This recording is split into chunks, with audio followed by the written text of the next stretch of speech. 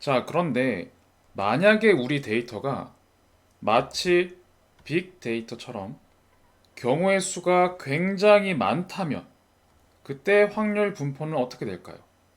즉, 경우의 수는 너무나 많고 그 경우의 수가 많다는 건 결국 확률 변수 x가 가질 수 있는 숫자가 굉장히 많다는 겁니다. 이런 케이스에서도 실제 우리의 문제가 앞에서 봤던 동전 던지기, 주사위 던지기와 같이 이런 것들을 반복적으로 실행했을 때도 진짜 우리가 알고 있는 이론적인 미래 예상 기대값이 나올 수 있을까요? 그걸 확인해 보는 것이 4.3의 내용입니다. 굳이 앞에 있는 내용과 비교를 하자면 제가 동전 던지기, 주사위 던지기를 먼저 예시를 든 이유는 이것은 바로 확률 변수 x가 가질 수 있는 값이 유한계였습니다.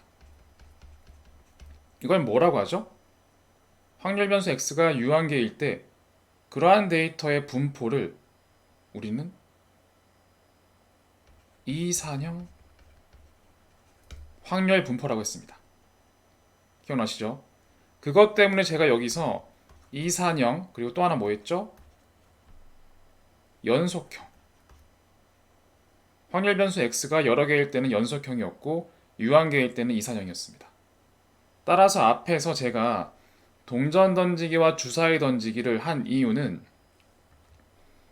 이산형 확률 변수를 따르는 모든 데이터는 결국 샘플을 전체 모집단을 다 커버할 만큼 반복적으로 뽑아서 실험을 계속 한다면 결국 정규 분포를 따른다라는 걸 확인할 수 있었고 샘플의 기대값이 전체 집단의 기대값과 같아진다. 그 이유는 샘플의 기대값 오차는 큰데 전체 집단의 오차는 줄어들어서 0에 가까워지기 때문이다 라는 걸 확인한 것이었습니다. 그러면 4.3은 경우의 수가 굉장히 많은 확률 변수 가질 수 있는 값이 굉장히 많은 케이스입니다. 즉 무슨 얘기죠? 연속형이라는 겁니다. 연속형 확률 변수를 가진 데이터에서도 실제 샘플을 굉장히 많이 뽑아서 실험을 반복적으로 한다면 진짜 우리의 전체 집단도 정규 분포가 가까워질지 실제 우리 샘플의 기대값과 전체 집단의 기대값이 같아질지 그리고 샘플의 분산, 기대값 오차는 큰데 반해서 전체 집단의 기대값 오차는 작아지는 이러한 모습이 나타날 수 있는지 그것을 확인하는 게 4.3의 목적입니다.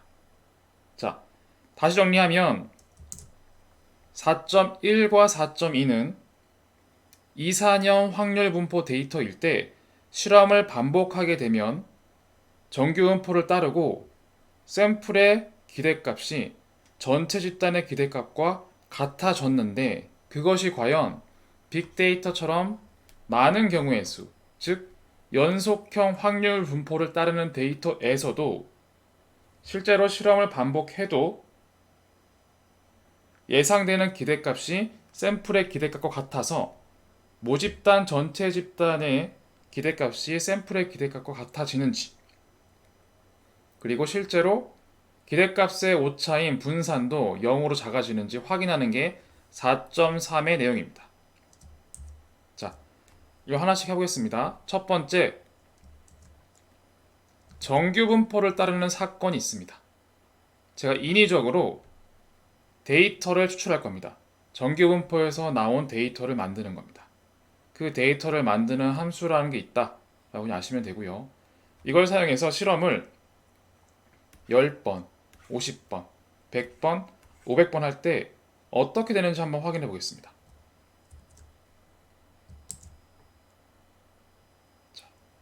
애초에 정규 분포라는 게 뭐였죠? 제가 앞에서 그림을 그릴 때 좌우가 대칭인 종 모양의 그림이었습니다. 종 모양의 그림. 그리고 어떤 기대값이 있을 수가 있고 뮤, 어떤 분산, 시그마가 있을 수 있다고 했습니다.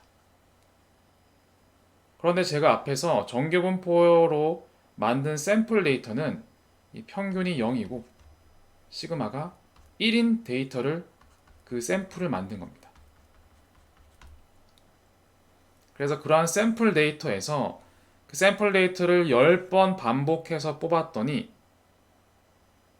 그때 평균 값은 이쯤 되네요. 데이터의 평균은 한 번은 마이너스 0.20 그리고 한 번은 마이너스 0.15 한 번은 마이너스 0.1 그리고 두 번은 마이너스 0.05 그리고 다섯 번은 뭐 0.00, 0.02 이런 것들이 생겼다고 합니다. 그렇게 해서 이 분포의 평균 값은 각 확률 변수와 횟수, 비율의 곱이기 때문에 그걸 다 더했을 때 마이너스 0.04가 나온다는 겁니다. 그리고 이 기대값의 오차는 0.008487이 나온 겁니다. 10번 했더니 정규 분포가 아닌 것 같죠? 그림상. 그렇죠?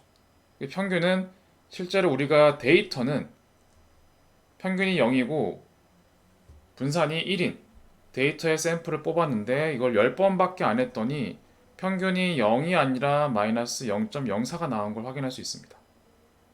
그런데 만약에 저희가 실험을 50번 한다. 즉 이러한 샘플을 50번만큼 뽑아서 매번 평균을 내서 계산해봤더니 평균이 0.04에서 0.01로 줄어든 걸 확인할 수가 있고 그리고 그 기대값 오차도 0.0082로 줄어든 걸 알 수가 있습니다. 또한 모양도 정규분포라기보단 그래도 앞에서 봤던 모습보단 좀 더 정규분포 형태로 바뀐 걸 확인할 수가 있습니다. 그리고 이러한 방식으로 100번, 500번을 반복했더니 점점 정규분포에 가까워지고 평균은 마이너스 0.04, 마이너스 0.01, 그리고 0.01, 그리고 결국엔 0으로 바뀌는 걸 확인할 수가 있습니다. 그리고 이 기대값의 오차는 왔다 갔다 하는 것 같긴 한데 거의 뭐 0.01, 0.009 이런 식으로 좀 작아지는 걸 간접적으로 확인할 수 있습니다. 따라서 이걸 통해서 2, 4년 확률 분포의 경우와 마찬가지로 연속형 확률 분포에서도 우리가 실험을 반복하게 되면 그게 평균값을 계속 기대값을 추정해 보면 정규 분포와 비슷해지고 이 정규 분포의 평균값 정도로 실제 샘플의 기대값은 전체 집단의 기대값 0과 같아집니다. 그 이유는 이 기대값에 대한 오차 부분이 원래 1이었는데 실험을 반복할수록 n분의 1 수준으로 점점 작아지면서 0에 수렴하기 때문에 결국 샘플의 기대값이나 전체 집단의 기대값이나 그 확률이 같아지는 겁니다. 이렇게 해서 연속형 확률 분포에서도 실험을 반복할 경우에 결국 정규 분포에 가까워지고 샘플의 기대값이나 전체 집단의 기대값이나 같아진다는 겁니다. 자, 그런데 하나 더 얘기를 했을 때 제가 앞에 예제에서는 정규 분포를 가정했습니다. 그런데 제가 연속형 확률 분포를 얘기할 때 정규 분포만 있던 게 아니에요. 포화성도 있었고 베타, 감마 뭐 되게 많은 분포가 있었습니다. 따라서 아니 애초에 데이터가 정규 분포였잖아. 그러니 실험을 반복할 경우에 정규 분포가 되는 건 당연한 거 아닌가? 그럴 수 있습니다. 만약에 연속형 확률 분포인데 정규 분포가 아닌 비정규 분포를 따르는 샘플 데이터도 확인을 해봐야겠죠. 그래서 아래와 같이 이거는 카이 제곱입니다. 정규 분포 형태가 아닌 카이 제곱 데이터 분포를 따르는 샘플 데이터를 제가 인위적으로 샘플링 방식으로 만들어 봤습니다. 과연 이러한 데이터에도 실험을 반복할 경우에 어떻게 되는지 한번 확인을 해보겠습니다. 자, 코드는 스킵을 하고 결과는 이렇습니다. 분명히 제가 위에서 그렸던 카이 제곱 샘플 분포는 이랬습니다. 그렇죠? 이 케이스에서 10번을 이 샘플을 반복적으로 뽑아서 평균을 냈더니 그 평균 값이 기대값이 0.90은 5번 나오고 1.05는 1번, 그리고 1.10 그리고 1.20이 각각 2번씩 나온 걸 확인할 수 있습니다. 10번밖에 안 돼서 그런지 카이 제곱 분포와 굉장히 비슷한 형태긴 합니다. 그리고 이걸 20번으로 증가시켰더니 이렇게 여전히 카이 제곱과 분포가 비슷한 형태가 생성이 되고 평균값도 1.01, 1.02 큰 차이가 없죠. 그런데 기대값에 대한 오차는 0.02에서 0.019로 조금은 감소했습니다. 자, 이제 실험을 좀 더 늘려서 50번과 100번을 했더니 이제는 카이 제곱 분포가 아니라 점점 정규 분포와 유사한 형태로 바뀌어가는 걸 볼 수 있습니다. 그렇죠. 그리고 기대값도 실제로 이 정답은 1인데 0.99 그리고 1 이렇게 수렴하는 걸 확인할 수 있고 그 기대값의 오차도 작아지는 걸 확인할 수가 있습니다. 따라서 앞에서 배웠듯이 샘플이 정규 분포든 아니면 지금 예제처럼 샘플이 정규 분포가 아니어도 이 두 가지 케이스밖에 보진 않았지만 이 두 가지 케이스로 미루어 보건대 연속형 확률 분포는 그 샘플 분포가 정규 분포든 그렇지 않던 실험을 반복적으로 증가하면 결국 정규 분포와 비슷해지고 그리고 정규 분포의 평균값 정도로 그 확률이 샘플의 기대값이 결국 전체 집단의 기대값과 같아지게 되는 걸 확인할 수 있었습니다. 그 이유는 기대값의 오차가 샘플은 2로 컸는데 전체 집단에선 n분의 2로 점차 작아지기 때문입니다. 이렇게 해서 우리가 이산형 그리고 연속형 확률 분포를 따르는 대부분의 케이스에서도 실험을 반복하면 결국 그거의 평균값은 정규 분포 형태 그리고 샘플의 기대값은 전체 집단의 특성 기대값으로 얘기해도 무방하다라는 사실을 알 수 있었습니다.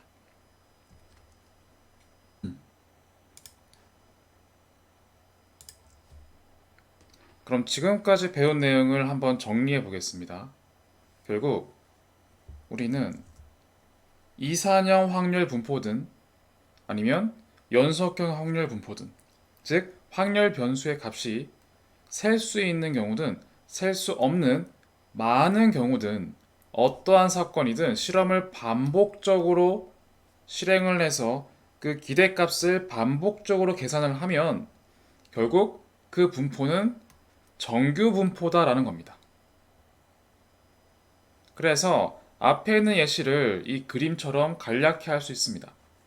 데이터가 어떻게 생겼든지 어떠한 사건이라도 반복적으로 기대값을 추정하면 즉 이런 샘플이든 이러한 샘플이든 반복적으로 기대값을 계산하고 그거를 계속 반복해서 분포를 그리면 아래와 같은 정규 분포가 된다는 겁니다. 그리고 실험 반복 횟수를 증가시키면 그 기대되는 발생 확률, 평균값은 우리가 알고 있는 이론값, 일반화된 값, 상식적인 수치와 같아집니다. 예를 들어서 동전이 던지면 앞면 또는 뒷면 나오죠? 그의 기대값은 0.5일 겁니다. 그리고 반복 실험을 많이 하면 기대되는 발생 확률의 오차는 결국 작아지기 때문에 그 얘기인즉 앞에서 추정했던 기대값 이거의 정확성은 높아진다는 의미가 되는 겁니다. 그쵸? 이렇게 세 가지 예시로 정리할 수가 있고 그 예시로 제가 앞에 이산형 예시에서 동전을 던질 때 주사위를 던질 때 이론적으로 알고 있는 동전의 어떤 면이 나올까? 기대값은 결국 0.5였고 이거의 오차는 0.25였습니다. 샘플 기준에서. 그런데 이걸 실험을 반복적으로 해서 그 기대값을 계속 추정했더니 결국 기대값은 0.5에 가까워지고 그 오차는 n분의 0.25로 작아지더라. 확인했었죠. 주사에 마찬가지. 주사에 던졌을 때 어떤 면이 나올까? 그 그대값의 이론값은 3.5고 그거의 오차는 2.92인데 진짜 실험을 매번 해보면서 그 기대값을 매번 추정해봤더니 기대값은 3.5에 근접해 가고 그 오차는 n분의 2.92로 점차 작아져서 결국 3.5가 맞다 라고 주장할 수 있었죠. 그렇죠? 이렇게 확인할 수 있습니다. 자, 그래서 이 내용을 정리하면 방금 여러분들이 많은 시간을 들였던 배웠던 내용을 결국 그거를 이름으로 표현할 때 용어는 중심 극한 정리라고 합니다. Central Limit Theory. 통계학 그리고 데이터 분석의 기반이 되는 이론으로 분석을 통해 인사이트, 추론할 수 있는 기반입니다. 이 인사이트는 무엇입니까? 통계라는 함수를 통해 우리가 샘플 X를 넣으면 전체 집단 F의 특성을 알 수 있는 인사이트입니다. 그래서 중심극한 정리는 샘플을 통해서 전체 집단의 특성을 알 수 있는 것이 바로 통계인 겁니다. 그 방법론은 중심극한 정리 때문에 가능해졌다라고 보면 됩니다. 그리고 이걸 다소 이제서야 조금 수학적으로 표현하면 전체 데이터가 있을 건데 이 전체 데이터, 빅데이터를 잘 모를 경우에 우리가 아는 건 일부 추출된 샘플입니다. 이 샘플들 값의 평균들을 구하는데 이걸 반복적으로 계속 구해보면 결국 전체 데이터의 특성과 같아지더라. 그리고 그 평균들의 분포는 정규 분포를 따르더라. 바로 이것입니다. 그리고 처음으로 수학적 수식이 나오는데 샘플들은 확률 분포죠. 확률 분포의 평균 위에 x바라고 표시합니다. x바. 그거의 평균은 결국 정규 분포의 평균과 그리고 샘플의 분산이 있는데 n분의 시그마 제곱이라고 부릅니다. n분의 시그마 제곱으로 정규 분포의 분산값으로 수렴한다라는 표시입니다. 수렴. 근접한다라는 의미입니다. 자, 이 식의 근거는 앞에서 봤던 바로 이거죠. 동전 던지기는 0.5와 n분의 0.25. 주사위 던지기는 3.5와 n분의 2.92. 이 형태들을 여러 번 반복해서 해보면 다음과 같이 일반화가 되는 겁니다. 어떤 문제든 어떤 샘플이든 어떤 데이터 분포든 그 실험의 기대값을 반복적으로 추정하면 결국 정규 분포의 평균 U와 정규 분포의 작아지는 분산 n분의 시그마 제곱으로 수렴한다 라는 표시인 겁니다. 이를 수학적으로 해석했는데 이걸 의미를 다시 한번 상세하게 정리드리면 1번 전체 데이터가 어떻게 생겼든 샘플들의 평균들은 정규 분포를 따른다. 그리고 그 샘플들의 평균을 반복적으로 추정하면 결국 전체 데이터의 평균에 가까워진다. 그리고 마찬가지 샘플들의 평균을 반복적으로 추정하면 결국 오차가 줄어들어서 전체 데이터의 평균의 정확성이 상승한다. 그리고 샘플들의 평균과 분산만으로 결국 우린 샘플로 전체 데이터의 평균과 분산을 알 수가 있다는 겁니다. 그래서 통계를 통해 샘플이 들어가면 전체 집단의 특징인 F가 나오는 것입니다. 이렇게 정리 드릴게요. 이렇게 정리 드리는데 두 가지 정도 얘기를 좀 더 해야 될 것 같습니다. 일단 이 얘기를 하기 전에 정리를 이렇게 하고요. 위로 다시 올라가서 자, 앞에서 진짜 데이터가 어떻게 생겼든지 다 정규분포가 된다라고 했는데 제가 예시를 몇 개 안 보여줬습니다. 혹시나 여러분들이 아니 다른 많은 케이스가 있을 건데 진짜 정규분포를 된다는 걸 믿어도 되나? 싶을까봐 제가 시뮬레이션을 하나 해볼 겁니다. 여기는 시뮬레이션 탭을 클릭해 보시면 제가 만든 건 아니고 유명한 분께서 만드신 겁니다. 자, 너무 당연한 얘기지만 만약에 내 데이터가 샘플이 이렇게 정규분포 형태가 있습니다. 이런 데이터에서 제가 5개의 샘플을 뽑습니다. 자, 다시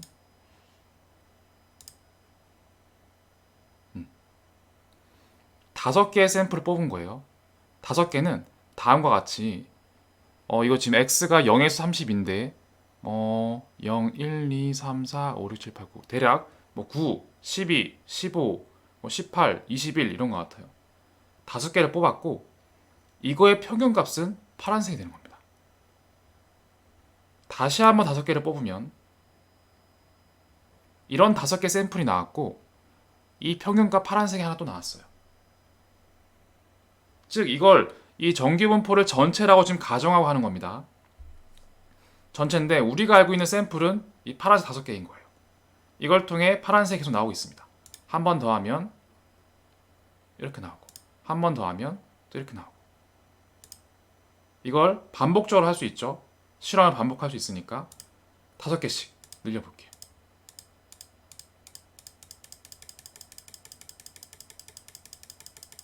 늘려가면 이 샘플들의 평균값이 만 개씩 늘리면 결국 정규분포 형태를 띠는 걸 알 수 있고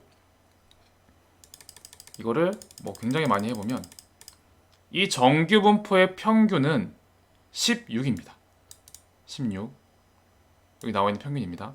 이것이 전체 집단의 평균 16과 동일해졌죠. 그렇죠? 확인할 수가 있었죠. 그리고 또 한 번 이번엔 평균 말고 분산도 같이 볼게요. 분산 같이 보면 네.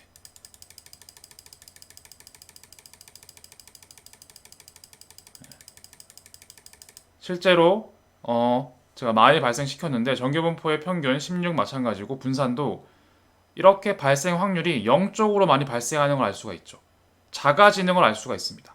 분산이. 이렇게 확인할 수가 있고 이번엔 정규분포가 아닌 걸로 볼게요. 이런 거. 비정규분포 어떻게 될까요? 다시 한번 5개 샘플 선택하고 평균을 계산하고 다시 한번 5개 샘플을 계산하고 분산 계산하고 이걸 반복적으로 하면 이 평균 수치 보세요. 평균 수치. 옆에 수치가 바뀌는 걸 볼 수가 있죠. 이걸 많이 하면 10,000번 늘려가면 결국 평균값들은 평균이 8.08 모집단의 8.08과 동일해진 걸 확인할 수 있습니다. 분산도 점차 0에 가까운 이벤트들이 많이 발생하죠. 0에 가까운 분산들이 많이 발생하는 걸로 확인할 수가 있습니다. 자, 하나 더 마지막으로 만약에 제가 분포를 이상하게 만들어요. 내 데이터 이상한데? 나 데이터 이래요. 이런 것도 있잖아요. 현실엔. 해봅시다. 10,000번, 20,000번, 30,000번, 40,000번, 50,000번, 60,000번, 70,000번, 80,000번, 90,000번, 100,000번.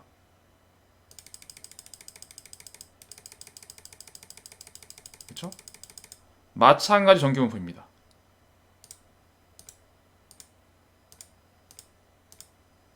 이런 것도 해볼까요?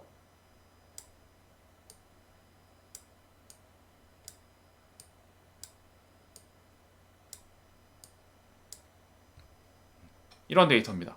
전체 집단이 만약에 평균이 13.86, 분산은 10.28, 뭐 이런 것들이에요. 뭐 이런 데이터 본 적은 없는데 이걸 실제로 5번 해보면 평균 5개 나왔습니다. 분산도 나왔습니다. 다시 한번 5번. 반복할수록 무언가 정규분포스럽게 가는 걸 확인할 수가 있죠. 많이 늘려보면 훨씬 가까워집니다.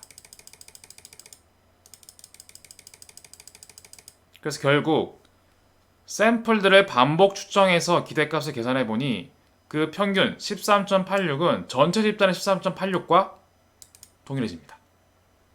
어떠한 형태의 정규분포도 이렇게 정규분포 형태에 가까워지는 걸 확인할 수가 있었습니다. 자, 이것 이외에 한 가지 얘기를 더 할 겁니다. 이건 다음에 나올 통계적인 얘기 때문에 하는 건데, 자, 일단 우리는 지금 샘플을 통해서 전체 집단이 정규분포가 될 것이다 라는 건 알 수가 있긴 한데 사실 한계도 있습니다. 한계.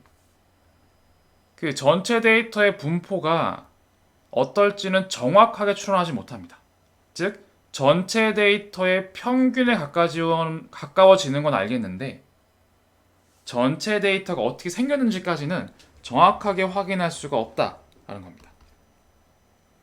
그럼에도 불구하고 우리가 이거 쓰는 이유는 우리가 사실 대부분 예측을 하는 미래값들은 평균값을 알고 싶은 거예요. 내가 내일 만약에 주식시장이 이렇게 움직이는데 내일 발생할 어떤 S전자의 가격 알고 싶다. 이 값이 될지, 이 값이 될지, 이 값이 될지, 이 값이 될지, 이 값이 될지 모르죠.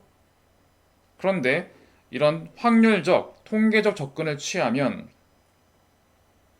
히스토그램이 나옵니다. 이렇게. 즉 이런 값이 될 가능성은 50%, 이런 값이 될 가능성은 20% 확률이 나오는 거예요. 제가 옆으로 그려놔서 그런데 이건 히스토그램입니다. 그렇죠?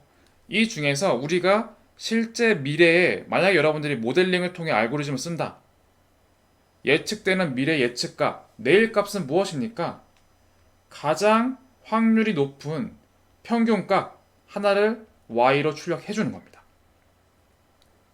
결국 우리가 필요한 건 y값 숫자 한 개인데 그 한 개를 출력하기 위해서 실제로 여러 가지 케이스를 다 확인해 보고 그 중에서 가장 평균적으로 발생할 확률이 높은 그 수치, 기대값 하나만 출력을 하는 것이고 이 기대값은 우리가 미래를 가보진 않았지만 과거의 샘플들을 사용해서 샘플을 한 번, 두 번, 세 번, 네 번 반복적으로 샘플을 뽑아 그 실제 기대값을 한 번, 두 번, 세 번, 네 번, 다섯 번, 여섯 번, 일곱 번, 여덟 번 계속 해봤더니 가장 그 기대값이 발생 확률이 높은 수치는 어떤 값이더라 라고 하나의 수치로 짠 하고 나타나는 겁니다.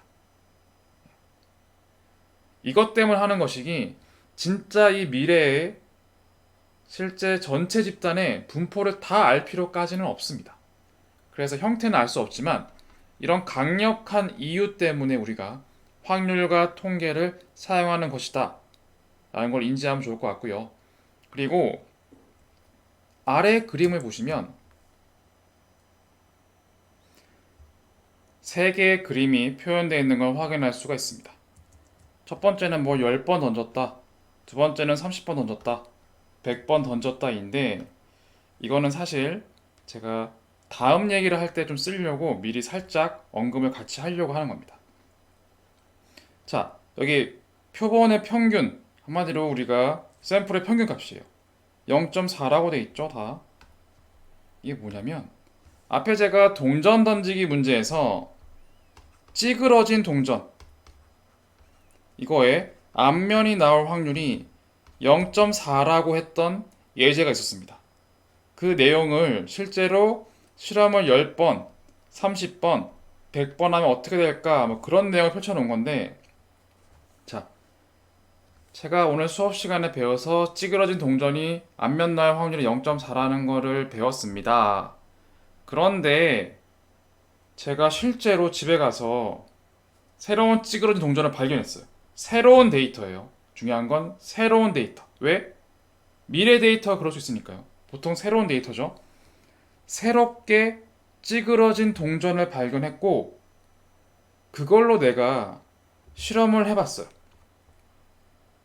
10번 던졌더니 6번이 앞면이 나왔습니다. 그러면 앞면이 나올 확률은 어떻게 되죠? 0.6이에요. 나 수업에서 0.4라고 배웠는데 내가 실제 해보니까 0.6이 나왔네? 그러면 이거 어떻게 해석해야 되지? 내가 새로운 데이터로 해봤는데 0.6이 나왔는데 나는 일단 과거에는 0.4였을지 모르겠지만 내가 새로운 데이터를 해보니까 0.6이 나왔기 때문에 앞으로 0.6이 돼야 돼 라고 주장을 하고 싶습니다. 그 주장을 하기 위해서 어떻게 하냐면 실제 실험을 해봅니다. 근데 그 실험을 할 때 내가 가진 새로운 데이터는 빅데이터가 아니고 샘플이죠. 이 미래 데이터를 많이 반복해 보는 건 어렵습니다. 그런데 우리가 컴퓨터를 사용해서 과거의 데이터, 찌그러진 동전이 앞면이 나올 확률이 0.4인 이 실험은 얼마든지 빅데이터만큼 반복적으로 해볼 수가 있었죠. 그래서 이 빅데이터를 사용해서 동전을 던진 다음에 그거의 기대값을 구하는 실험을 10번 정도 해봅니다. 그랬더니 이렇게 분포가 나왔고 그리고 30번 던지면 이런 분포 100번 던지면 이런 분포가 나옵니다.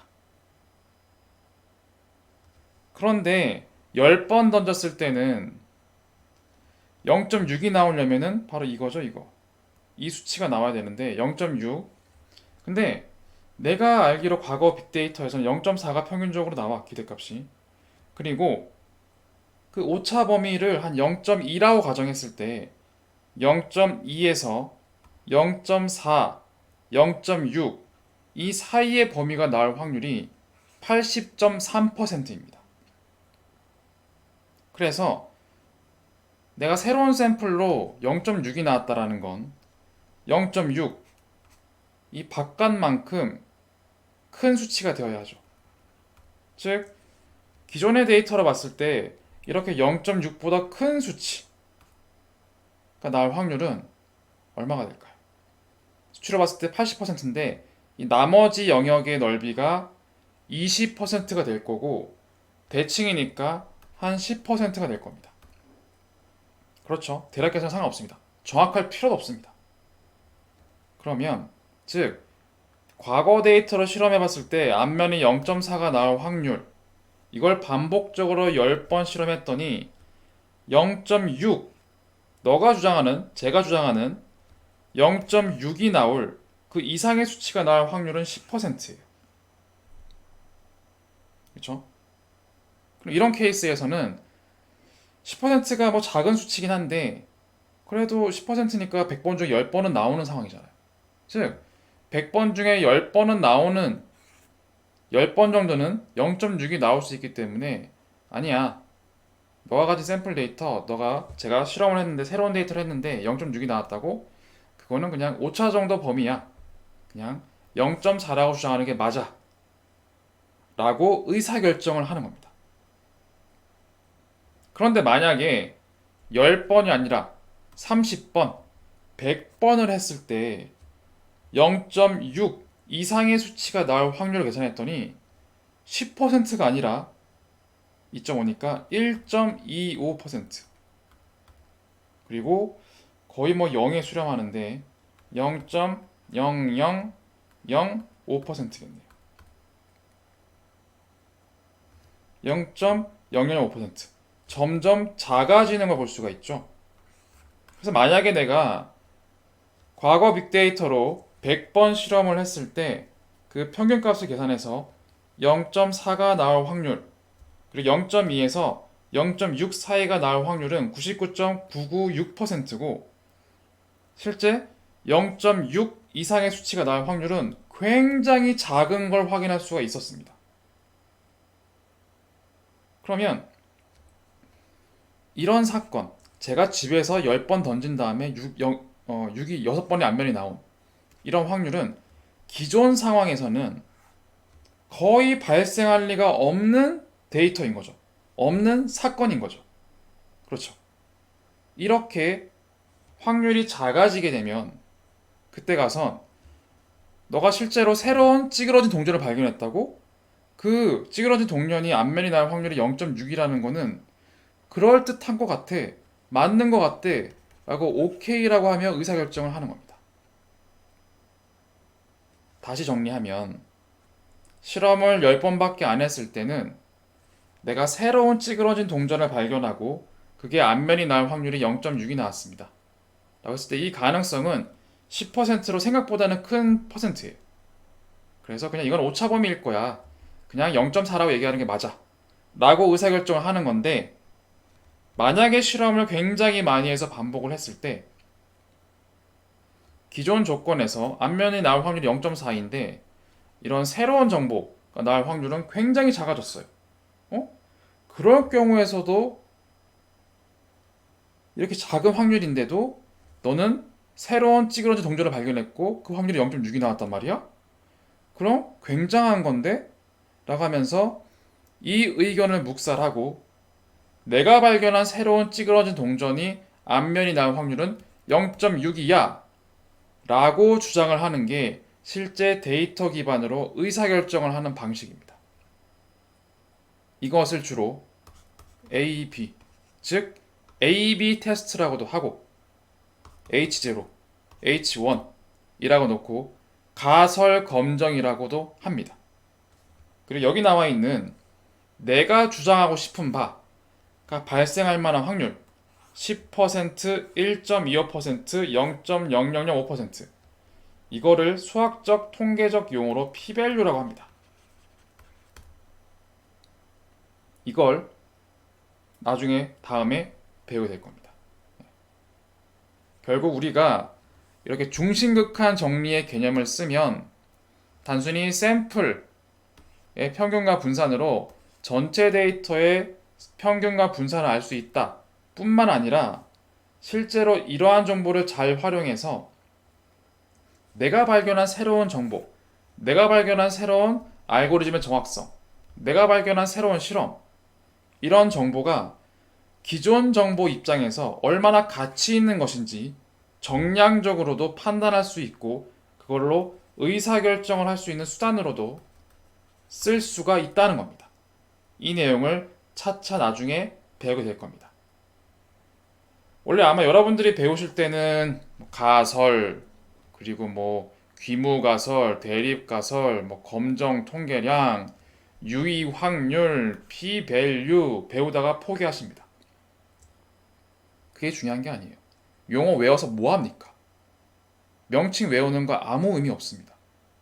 명칭이 중요한 게 아니라 실제로 통계, 중심극한 정리를 사용해서 통계적으로 확률적으로 의사결정을 하는 방식은 제가 방금 설명드린 것처럼 기존의 정보 입장에서 실험을 반복적으로 증가시킬 때 내가 파악한 새로운 정보가 발생할 만한 확률이 얼마나 작은지 판단한 다음에 이 수치가 작을수록 내가 발견한 이 정보가 훨씬 가치 있다 라고 의사결정하는 것입니다. 이것이 통계와 확률을 사용한 의사결정의 전부이고 여러분들은 명칭이 아니라 계산이 아니라 이 의사결정을 하실 수 있어야 합니다. 자, 이렇게 해서 중심극한 정리의 내용을 마치도록 할 거고요. 결국 4장 제가 지금까지 쭉 설명드렸던 반복되는 사건의 실제 확률 분포 내용은 2, 4년 확률 분포든 아니면 연속형 확률 분포든 실험을 반복한 다음에 그 반복된 사건들의 평균값 반복적으로 추정을 하면 결국 샘플 데이터의 평균은 바로 정규분포를 따라 전체 데이터를 따르게 되고, 반복적으로 추정할수록 결국 샘플들의 평균과 분산으로 전체 집단의 평균과 분산을 알 수 있다는 통계에 대한 내용을 확인할 수가 있는 겁니다. 그것을 중심극한 정리라고 하고, 그걸 사용하면 단순히 전체 집단의 특성을 알 수 있는 것뿐만 아니라 향후엔 A/B 테스트, 가설 검정이라고 하는 의사결정에도 그 이론이 활용이 된다는 겁니다. 자, 이렇게 해서 중심극한 정리의 내용을 마치겠습니다.